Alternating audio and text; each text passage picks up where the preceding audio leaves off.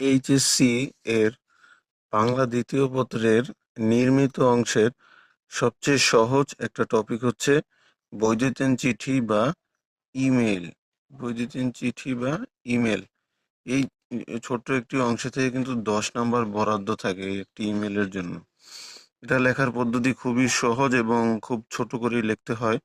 যদি আমরা দেখি যে স্বাধীনতা দিবসের অনুষ্ঠানে আমন্ত্রণ জানিয়ে বন্ধুকে ইমেল, এটা কিন্তু ঢাকা বোর্ড 17 সেশনে এসেছিল। সেটা লেখার পদ্ধতি, ইমেল লেখার পদ্ধতি খুবই সহজ। প্রথমত একটা স্কেল নিয়ে ওই স্কেল নিয়ে পেজে ঠিক এরকম একটা চতুর্ভুজ অঙ্কন করতে হবে। চতুর্ভুজ অঙ্কন করা শেষ হলে ঠিক এরকম এই যে ফ্রম টু সিসি সাবজেক্ট, এই এই যে ফ্রম, এখানে কিন্তু ডটগুলো একটু ডটগুলোর কিন্তু কোনো সামঞ্জস্য নেই, অর্থাৎ এখানে টু এর কাছাকাছি, সি এর আবার একটু এদিকে, সাবজেক্ট আবার এদিকে। এটা এভাবে না করে একদম এই যে স্ট্রেট লাইন বরাবর, অর্থাৎ এই যে এই সাবজেক্ট আমরা এই 4টা লিখে ফেলবো, ফ্রম টু সিসি সাবজেক্ট। লেখা শেষ হলে এই যে এই বরাবর, এই বরাবর প্রত্যেকটা ঘরে ঠিক এভাবে ডট দেব। এই বরাবর প্রত্যেকটা ঘরে ডট দেব। ডট দিয়ে ফ্রম মানে যে পাঠাবে, অর্থাৎ তুমি এই যেখানে minu@yahoo.com, এখানে তুমি তোমার নাম অনুযায়ী minu@minu917@gmail.com বা minu@yahoo.com। তারপর টু মানে যার প্রতি তুমি প্রেরণ করবে, যেমন এখানে nasrin@gmail.com।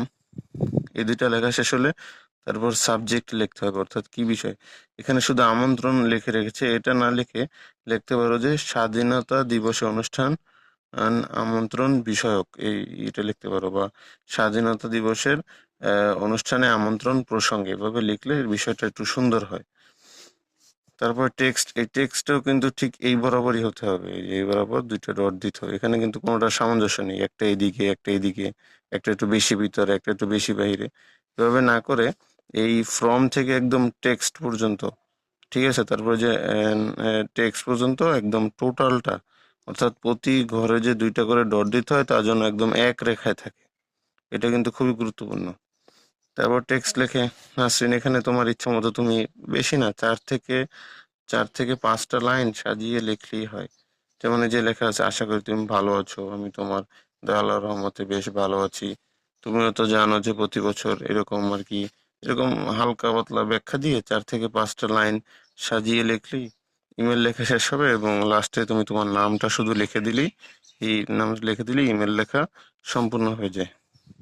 সো ইমেল বা বৈদ্যুতিন চিঠি লেখাটা খুবই সহজ, এবং এটা কিন্তু নাম্বারও বেশি। একটু ভালো করে কোনো কাটা ছেঁড়া না করাই ভালো। কাটা ছেঁড়া না করলে এখানে শিক্ষক সহজেই 10-এ 8 নাম্বার দিয়ে দেয় বাংলা ব্যাকরণের।